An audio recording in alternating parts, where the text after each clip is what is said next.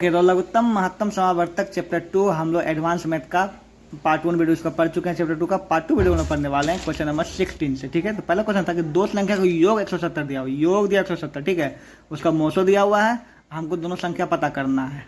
Okay, तो एक बात को समझते हैं हम यहाँ पर कि अगर इसमें रहता गुणनफल दिया था, है ना, एक मोसो लोसो निकालने बोलता आराम से निकल जाता। ठीक है, हम जानते हैं रिलेशनशिप, यहाँ दिया है योग। क्या दिया हुआ है? योग। तो इस कंडीशन में हम लोग क्या समझ रहे हैं क्वेश्चन से? क्वेश्चन से हम ये समझ रहे हैं कि दो को कोई संख्या होगा। क्या होगा? दो संख्या, मतलब ए और बी कोई संख्या होगा। ठीक है, ये दोनों का जो है HCF जो है, क्या है? HCF है ना, एक ही है। कितना है? 17। क्या है? 17। ठीक है, यहाँ पर और उसका योग दिया हुआ है 10। ठीक है, योग दिया हुआ 10, वो तो बात की बात है ना। दोनों संख्या का HCF अगर दिया हुआ 17। ठीक है, यहाँ पर तो देखो एक बात है कि HCF में एक गुण ये होता है कि किसी भी दो संख्या का जो HCF होगा ना, इसका गुणनफल के बराबर। किसके बराबर होगा? गुणनफल। HCF मोसो जो होता है, इसे क्या होता है? गुणनफल के बराबर होता है। फॉर एग्जाम्पल अगर हम लिए कि मान ले जाए लिए किसी का मतलब 12 और लिए 14 का HCF अगर लेंगे 12-14 तो हमेशा कितना आएगा? 2 आ सकता है। क्या आ सकता है? 2। क्यों 2 आएगा बताओ? क्योंकि 2 के पारा में 12 भी आता है और 14 भी आता है। ठीक ना, ऐसा ही। ओके, यहाँ पे तो HCF ऐसा ही होता है। ओके, तो इसका मतलब सिंपल सी बात है कि ये जो HCF होगा है ना, ये जो है किसका गुणज होगा? गुणज किसका होगा? ये दोनों का गुणज। ये दोनों क्या होगा? गुणज। गुणज इसको बोलते हैं जिसके पहाड़ा मास के, मतलब इसके पहाड़ा में ई भी आएगा, है ना। मान लीजिए देखो कि देखो यहाँ समझ के तुम समझ रहे, मान लीजिए ये दोनों का HCF कितना है? 2। कितना है? 2। ठीक है, यहाँ पे तो ये इसका गुणज होगा ना। मान ले 12 जो है x के बराबर, किसके बराबर? x, और ये y के बराबर है।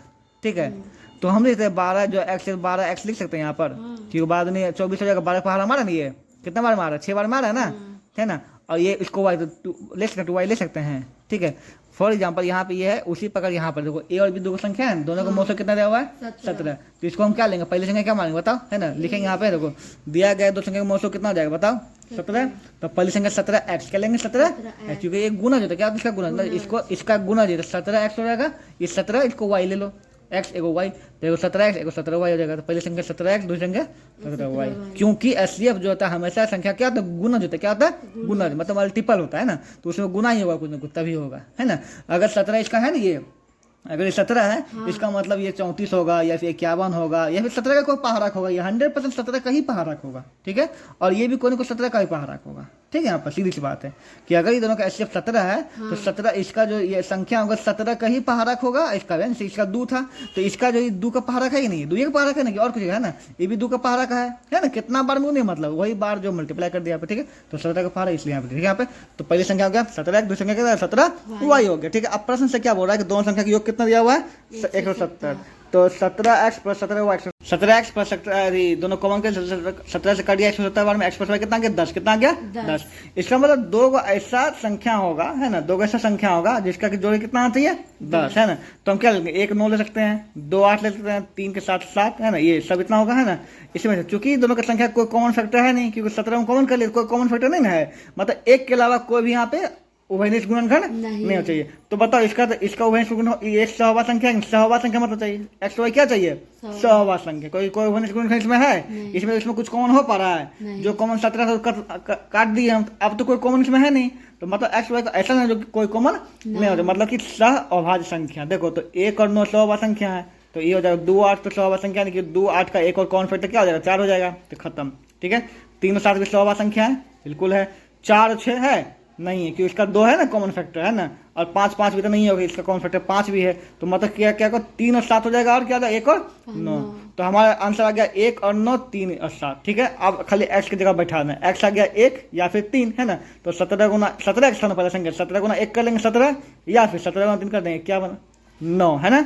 9 और 7 है तो y 17 गुना क्या कर देंगे? 3 कर देंगे, यहाँ पे 9 करना, क्या करना था? 9, 17 9 करते 153 आता, और यहाँ क्या कहते हैं 17 गुना 7 119 आ गया। बस ये दोनों में कुछ होगा। ठीक है, ये हो गया तुम्हारा पूरा आंसर इसका।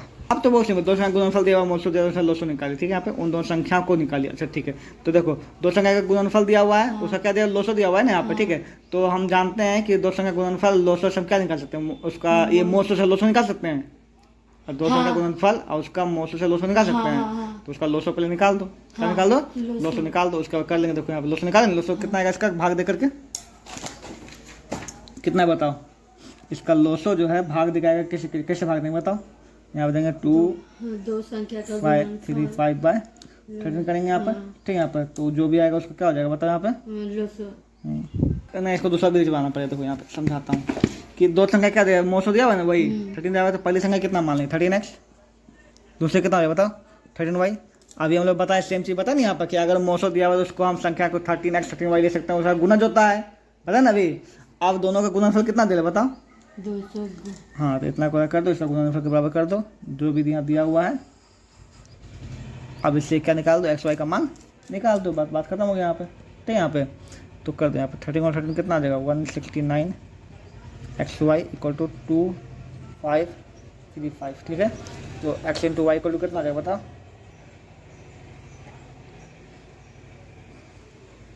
2535 बाय 169, काटेगा आ जाएगा तो 15, कितना आ जाएगा एक्स वाई का 15 आ गया यहाँ पर, ठीक है। यहाँ पर तो अब बोलना है कि ऐसी संख्याएं जिसका गुणनफल 15 हो, क्या हो 15, दोनों सहअभाज्य हो, क्या हो सहअभाज्य। तो सहअभाज्य देखो 1 और 15 हो सकता है, 1 15 सहअभाज्य संख्या, गुणनफल भी 1 और 15 कितना आएगा 15 आएगा। दूसरा क्या सकता है बताया यहाँ पे 3 और 5 क्या सकता है, 3 गुना 5 15 होगा। और तो 15 कैसे नहीं आ सकता, 15 कैसे आ सकता है बता, 1 और 5 से सकता है, ऐसे 1 और 15 से सकता है, 3 और 5 से। तो 3 और 5 और ये दोनों मतलब सहअभाज्य संख्या कौन है, दोनों सहअभाज्य संख्या है ना यहाँ पर, ठीक है। तो मतलब आंसर वही जाएगा 1 हो जाएगा, और x का मान 1 हो जाएगा 3 हो जाएगा, y का मान 15 और 5 हो जाएगा। सेम ही चीज़ यहाँ पे बैठा देना, ठीक है। अभी किया ना यहाँ पे एक सेम चीज़। अगला क्वेश्चन है 3000 से कम उन सभी संख्या निकाल, सभी मतलब बहुत सारी संख्या निकाल टोटल है ना, जो इतना से भाग लेने पर हर एक हाथ में 4 शेष बचे, ठीक है। यहाँ पर तो सबसे पहले यहाँ पे इतना से भाग देना, अगर जिससे हम भाग देते हैं वो होता है छोटा, जिसको भाग देते हैं वो होता है बड़ा, ठीक है ना। तो हमको इससे बड़ा संख्या निकालना है। सबसे पहले इसका निकालेंगे एलसीएम निकाल करके जो आंसर आएगा कितना है 420, कितना है 420 इसको भागा दे देंगे, ठीक है। जो शेष बचेगा ना इतना से कम 3000 से कम चाहिए, तो बस शेष को क्या कर देंगे उसमें हटा देंगे। जो भी आंसर आएगा उसमें 4 शेष बचे हैं, तो 4 को बस लास्ट में प्लस कर देंगे, बात खत्म हो गया, ठीक है। यहाँ पर उसमें तुम्हारा एक संख्या निकल जाएगा, कितने संख्या तुम क्वेश्चन कभी नहीं आएगा, बस एक संख्या आएगा, इसलिए आंसर आएगा तुम्हें, ठीक है। उस पर सॉल्व करके तुम बना लेना। आया बोलता है कि 6 अंकों के साथ छोटी संख्या ज्ञात करें जिसमें इतना इतना से है ना, इतना इतना से पूरा भाग लग जाए, ठीक है। यहाँ पे तो देखो इतना इतना से पूरा से है ना, से ये दोनों क्या निकाल दो एलसीएम, ठीक है। इतना आ गया यहाँ पे ना। अब इसको कितना 6 अंक संख्या से भाग दे दो, है ना। 6 अंक छोटी संख्या, तो इससे छोटा हो नहीं सकता है, मतलब हल्का सा क्या लेना पड़ेगा हमको बड़ा। अब ज़्यादा लेंगे क्या करते हैं, पहले इन दोनों को घटाते हैं, उसका जो बचता है उसको जोड़ते हैं। हम पहले ही वीडियो तुमको पढ़ा चुके हैं, ये हो जाएगा यहाँ पे। ये वही है 6 अंकों की सबसे बड़ी संख्या ज्ञात कीजिए जो इतना इतना से पूरी भाग लग जाता है, ठीक है। तो वही एलसीएम निकाल करने वाला काम है यहाँ पे, ठीक है। चलिए अब अगला क्वेश्चन में ट्विस्ट आता है। क्वेश्चन ट्विस्ट क्या बोलता है कि एक आयताकार फर्श की लंबाई 20 मीटर इतना सेंटीमीटर, 20 मीटर सेंटीमीटर, चौड़ाई इतना मीटर सेंटीमीटर, ठीक है। फर्श को समान वर्गाकार सीमेंट के टुकड़े बिछाकर पक्का करना, क्या करना है सीमेंट के टुकड़ा बिछाना है, ठीक है। यहाँ पर बताए कि इस काम के लिए कम से कम कितने टुकड़े चाहिए, क्या चाहिए कितने टुकड़े चाहिए। तुम एक बार बताओ कि कोई फर्श होगा, क्या होगा फर्श, ठीक है। तो फर्श होगा, इसमें जो टुकड़ा लगाएंगे ये फर्श से ज़्यादा बड़ा होगा, ज़्यादा छोटा हो सकता है, बड़ा मूर्ख तुम की। फर्श में जो टुकड़ा लगाएंगे तो उसी के समान आएगा ना, ये पूरा फर्श रूम का, इसमें जो टाइल्स लगे इसी के समान होगा, इस टुकड़ा टुकड़ा टाइल्स लगता है तुम्हारा टाइल्स। हाँ। पहले तुम जिंदगी वगैरह एक नंबर की रहे। इसका मतलब जो आंसर निकालूँ क्या होगा बताओ, छोटा होगा ना। इसका मतलब क्या निकालना है एच शेप, क्या निकालना है एच शेप, बस ये दोनों का शेप निकाल दो, काम खत्म, आ जाएगा आंसर तुम्हारा, ठीक है। 24 को लगेगा आंसर, अच्छा ठीक है। यहाँ पर है ना, मतलब 24 को टुकड़ा कितना लगेगा टुकड़ा 24 हुआ, और उसके बाद निकालना है, ठीक है। आगे होता है बताएं कि, क्या बोलता है यहाँ पे बताएं कि इस काम के लिए कम से कम कितने टुकड़े चाहिए। 24 आंसर आएगा, 24 टुकड़ा चाहिए कम से कम, ठीक है। आप बस वही दोगे आंसर। अच्छा नहीं, इसमें देखो 24 जो आया ना तुम्हारा 24 जो आएगा ना वो वर्गाकार जो ईटा इसमें लगेगा या फिर टाइल जो लगेगा उसका तुम्हारा आएगा डायमेंशन, क्या आएगा उसका भुजा, क्या आएगा भुजा, 24 आएगा, ठीक है। तो 24 का वो अथी है, ठीक है। तो कितना अगर संख्या निकालना, क्या निकालना है संख्या, ठीक है। तो उसके लिए क्या करना पड़ेगा हमको, तो इसका पूरा क्षेत्रफल भागा इसका पूरा क्षेत्रफल। हम लोग याद पढ़ चुके हैं इलाज में कि ईंटों की संख्या निकालना क्या करते हैं बताओ, पूरा बागान का क्षेत्रफल या पूरा फर्श का क्षेत्रफल बटे टाइल्स का क्षेत्रफल, है ना, टुकड़े का क्षेत्रफल निकाल, दोनों भाग कर देंगे तब आ जाएगा यहाँ पर। इस क्वेश्चन दोबारा समझ लेते हैं। सबसे पहले इसमें निकालना एचसीएफ, जब एचसीएफ निकालेंगे तो वो आएगा आपका कि पूछा यहाँ पे कि कितना डायमेंशन का लंबाई चौड़ाई का तुमको क्या लगेगा, पत्थर लगेगा। पत्थर जो है ना वो है वर्गाकार, क्या है वर्गाकार, मतलब 24 है तो 24 का लगेगा पत्थर, इधर बदल गया। अब 24 से 24 का के वो पत्थर लगेगा ये पता करना है। तो के वो पत्थर पता करना, ये पता करने के लिए हमेशा हम क्या करते हैं बड़का का क्षेत्रफल और जो जिसको बिछा छोट का क्षेत्रफल दोनों को भागा करते निकल जाए, ठीक है। तो फर्स्ट का क्षेत्रफल बटे इसका क्षेत्रफल कर देंगे, भागा कर देंगे, अंतर आ जाएगा। चलो आगे ये वाला क्वेश्चन हम लोग पहले भी कर चुके हैं क्या कि वह कौन सी बड़ी से बड़ी संख्या है जिसको इतना इतना इतना में भाग देना है। क्या करने पर में है ना, इसमें भाग देना है ना, तो इसमें भाग देना, ये बड़ा होगा वो छोटा होगा, मतलब छोटा संख्या निकालना है। ठीक है, समान शेष बचे, क्या बचे समान शेष बचने हम लोग एक चीज़ जान चुके हैं कि कोई चीज़ शेषफल दिया नहीं है, तो पीछे ही लोग पढ़ चुके हैं। जब समान शेष बचे इसका क्या करते हैं, बड़का में जो बाकी देखो पहले इसमें इसका घटाएंगे, फिर इसमें इतना घटाएंगे, फिर इसमें इतना घटाएंगे, तीनों का जो आएगा उसका क्या निकाल देंगे मोसो। सेम टू सेम कुछ हम लोग पहले कर चुके हैं, सेम क्वेश्चन। ठीक है, यहाँ पर इस करना। अगला क्वेश्चन बोलता है कि 3 अभाज्य संख्याओं में प्रथम 2 का गुणनफल इतना दिया हुआ है, ठीक है, और अंतिम 2 का गुणनफल भी इतना दिया हुआ है, तो संख्या ज्ञात करें। ठीक है, इस तरह देखो अविष्ट उभयनिष्ठ अभाज्य संख्या दूसरी संख्या बराबर हो जाए, दोनों को मोसो निकालना है। क्या है कि 3 संख्या में से है ना 2 को पहला 2 का गुणनफल दे रहे, दूसरा 2 का गुणनफल दे रहे, तो इस केस में तुमको क्या करना, दोनों का निकालना है, ऐसे अब तो तुमको बीच वाला संख्या निकल जाएगा आंसर। ठीक है, 2 17। ठीक है, तो अभी संख्या कितना आ जाएगा, 17 हो जाएगा दूसरी संख्या। तो पहली संख्या कितना आ जाएगा बताओ, 187/17। समझाते हैं कैसे। माना कि 3 संख्या ऐसे पकड़ो मेरे कम से कम, ए बी सी, बोला कि ए गुना बी क्या है, ए गुना बी तुमको दिया हुआ है 87 और बी गुना सी, फिर बी गुना सी कितना दिया हुआ था यहाँ पे, अंतिम 2 का गुणनफल 493। ठीक है, यहाँ पे दे रहे। ओके, तो तुमको पहले निकालना पड़ेगा बी। ठीक है, देखो बी इसमें भी आ रहा है, बी इसमें भी आ रहा है ना, तो दोनों का क्या निकालना है, कॉमन फैक्टर। क्या निकालना है, तो कॉमन फैक्टर कैसे निकलता है बता, HCF। HCF का मतलब क्या होता है, HCF कॉमन फैक्टर क्या होता है ना। तो 2 संख्या को गुणनफल दे ले, फिर दोनों को दे ले, तो दोनों बी भी आ रहा है दोनों में, दोनों का HCF निकालो। क्या निकालो, HCF। तो कितना आ गया 17, मतलब बी कितना है बताओ, बी कितना है 17।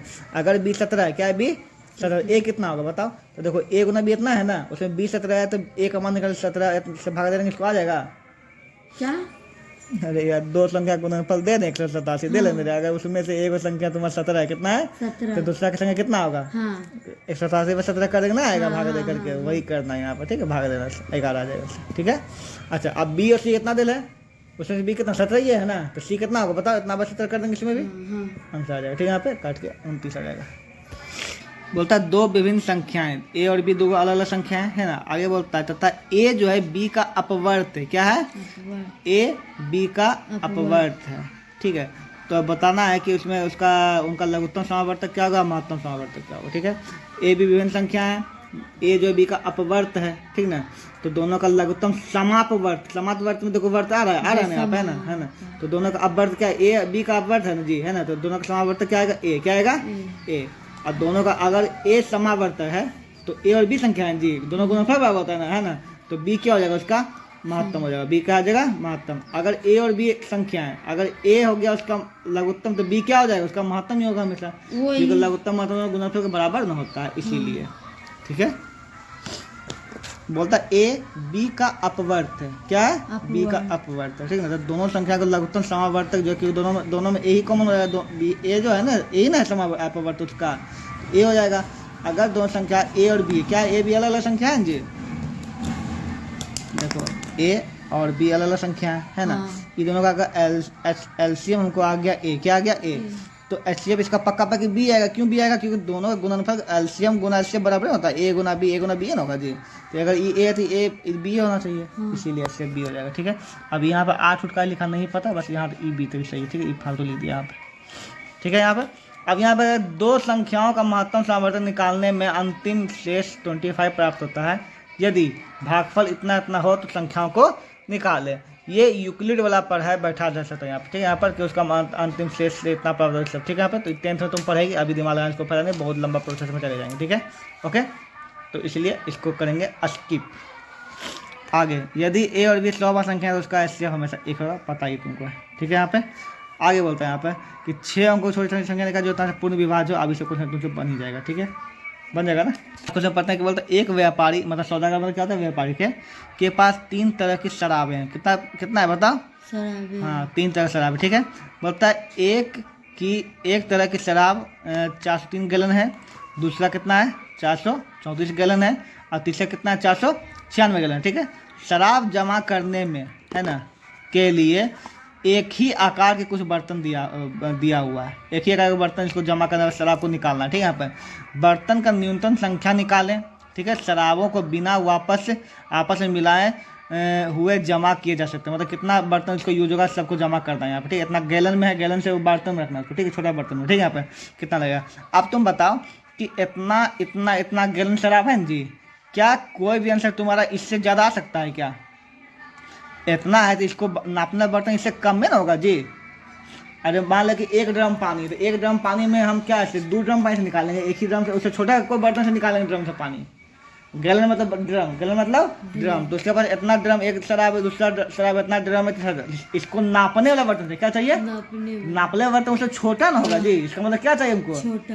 HCF। क्या चाहिए हमको, HCF। HCF। छोटा अंक लाने के लिए क्या चाहिए, HCF। HCF। तो क्या निकाल दिया हम, HCF। HCF कितना आ गया बताओ, 31। कितना आ गया, 31। तो प्रत्येक बर्तन जो आएगा उसमें कितना गैलन पानी, कितना आएगा, 31 गैलन। कितना गैलन आएगा, 31 गैलन, ठीक है। यहाँ पे तो पूछ रहा है कि बर्तन का न्यूनतम संख्या क्या होगा, क्या होगा, संख्या। जैसे टाइल्स की संख्या निकाले थे, है ना, तो क्या करना बताओ, तो कुल गैलन कितना, इतना है, एवं कितना आएगा, 31।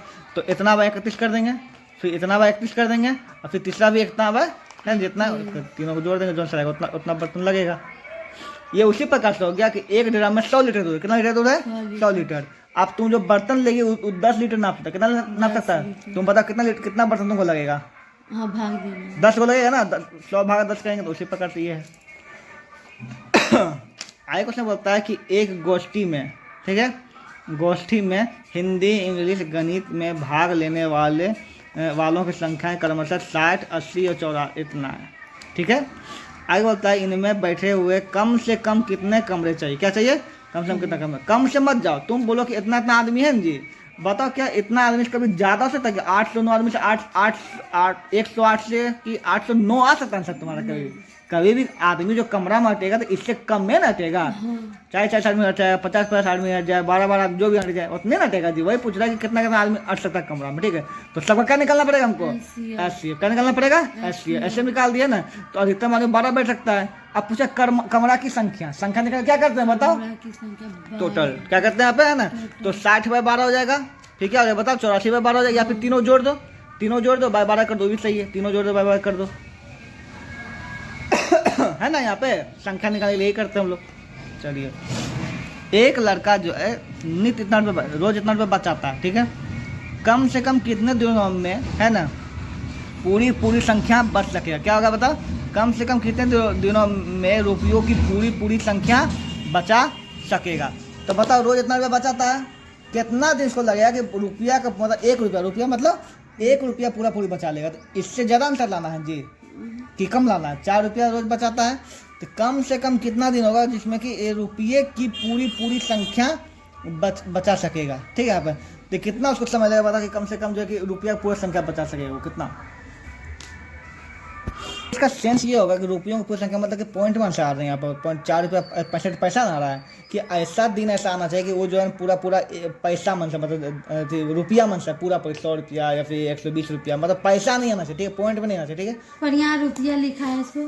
अरे यार पॉइंट में है तो 4 रुपया 65 पैसे ना होगा जी, तभी ना पॉइंट में। तो वो बोल रहा है कि पूरा का पैसा रुपया में क्या सके, रुपया में सके। तो पहले पैसा करो, 465 रुपया हुआ और 100 रुपया हुआ, कितना रुपया, 100 रुपया हुआ, ठीक है। यहाँ पे 100 पैसा हुआ, 1 रुपया है ना, यहाँ पे 100 पैसा, तुमको दोनों क्या निकालना पड़ेगा, LCM। क्या निकालना पड़ेगा, LCM।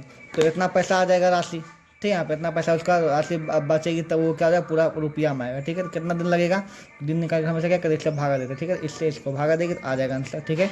ये क्वेश्चन भी मैंडेटरी नहीं है। ये बहुत इंपॉर्टेंट क्वेश्चन यहाँ पे देखिए, देखो बाय में दे देगा, इसका बोला लघुत्तम निकालने के लिए, क्या बोला, लघुत्तम महत्तम निकालने के लिए। इसका फॉर्मूला, तो फॉर्मूला याद करना बेहद जरूरी है, हाईलाइटेड है। तो ऐसे भिन्न का लघुत्तम महत्तम निकालने के लिए देखो, भिन्नों का लघुत्तम निकालने के लिए क्या आंसर है, अंशों का लघुत्तम बटे हरों का महत्तम, ठीक है।